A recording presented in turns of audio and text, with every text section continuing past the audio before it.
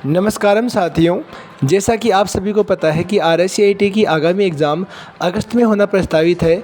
तो उसके लिए हमने आपके लिए कुछ इम्पोर्टेंट पर्सन का कलेक्शन किया है जो आपके सामने निम्न प्रकार है।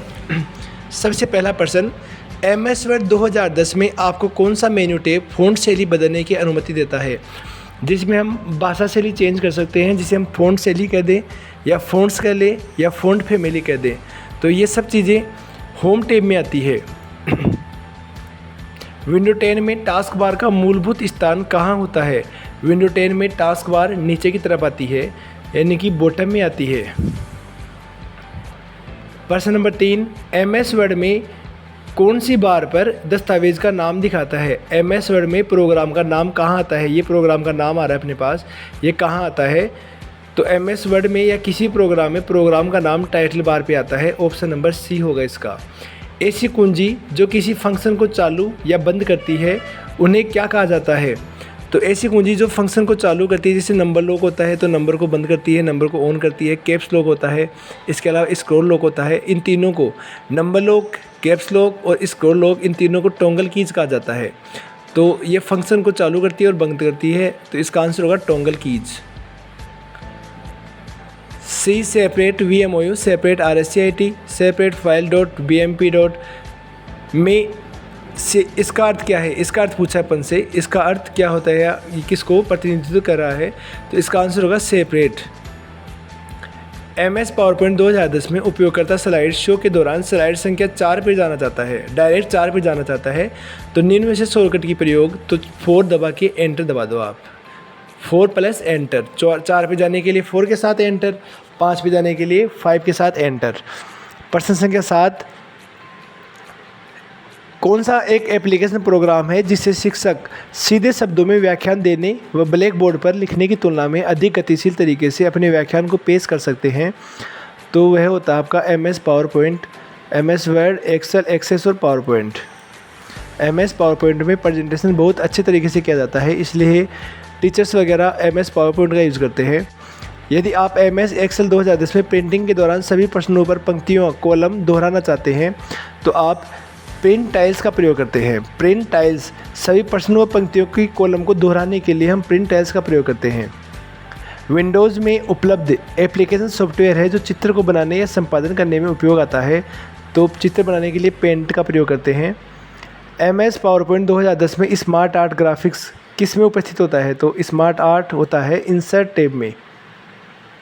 विंडो 10 पर आधारित ऑपरेटिंग सिस्टम है। विंडो 10 किस पर आधारित एक ऑपरेटिंग सिस्टम है, जबकि MS DOS किस पर आधारित ऑपरेटिंग सिस्टम है? विंडो 10 GUI पर आधारित है, ग्राफिकल यूज़र इंटरफेस पर, और MS DOS है CLI, command line user interface.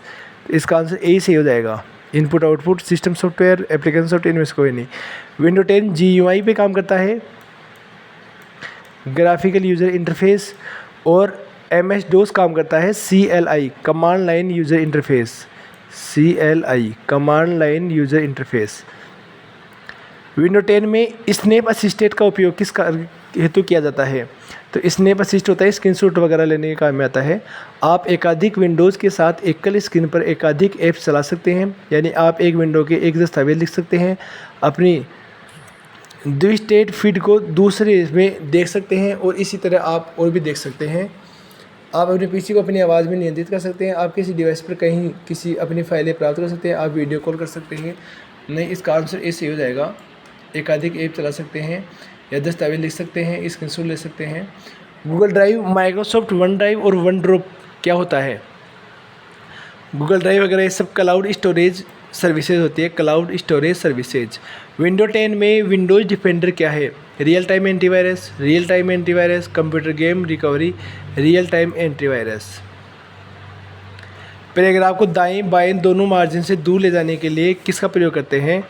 तो पैराग्राफ को स्टार्टिंग से शुरुआत करने के लिए हम इंडेंट का प्रयोग करते हैं, लेफ्ट इंडेंट या राइट इंडेंट। तो इसने पूछा है किसका प्रयोग करते हो? इंडेंट का प्रयोग करते हैं। इंडेंट दो थे, इंक्रीज और डिक्रीज, या बोल दे अपन लेफ्ट या राइट इंडेंट। ईमेल भेजने के दौरान संदेश की सामग्री का वर्णन करता है अटैचमेंट। MS वर्ड 2010 में सबसे नीचे की क्षैतिज पट्टी जिसमें पृष्ठ संख्या, शब्द गणना आदि कई विकल्प होते हैं। तो ये सब बताता है आपको टाइटल, स्टेटस बार बताता है आपको स्टेटस बार। आप MS पावर पॉइंट 2010 में किस टैब से चित्र, टेक्स्ट बॉक्स, चार्ट आदि शामिल कर सकते हैं? तो MS पावर पॉइंट हो, चाहे MS वर्ड हो या एक्सेल हो, इन सब में चित्र वगैरह, टेक्स्ट वगैरह हम इंसर्ट टैब से ही लेते हैं। तो राइट आंसर होगा इसका इंसर्ट। निम्न में से कौन सा वेब ब्राउज़र का एक उदाहरण नहीं है? इंटरनेट एक्सप्लोरर वेब ब्राउज़र होता है, ओपेरा मिनी होता है, गूगल नहीं होता, मोजिला फायरफॉक्स। तो आपका आंसर हो जाएगा गूगल, सी ऑप्शन। कौन सा नहीं है पूछा था अपन ने, तो इसका आंसर गूगल होगा। गूगल वेब ब्राउज़र नहीं है, गूगल एक सर्च इंजन है। निम्न में से कौन सा ई वॉलेट का वैध उदाहरण है? ड्रॉपबॉक्स नहीं है, वे टू SMS नहीं है, पेटीएम है, मोस्ट इंडिया नहीं है। तो आंसर हो जाएगा सी, पेटीएम। ठीक है साथियों, आशा है कि आप ये वीडियो अच्छे से देखेंगे और हम हर 4-5 दिन से आपके लिए एक वीडियो लेके आएंगे जो परीक्षा की दृष्टि से अत्यंत महत्वपूर्ण प्रश्न होंगे। कृपया वीडियो को देखना ना भूलें, वे वीडियो को शेयर करें। Thank you.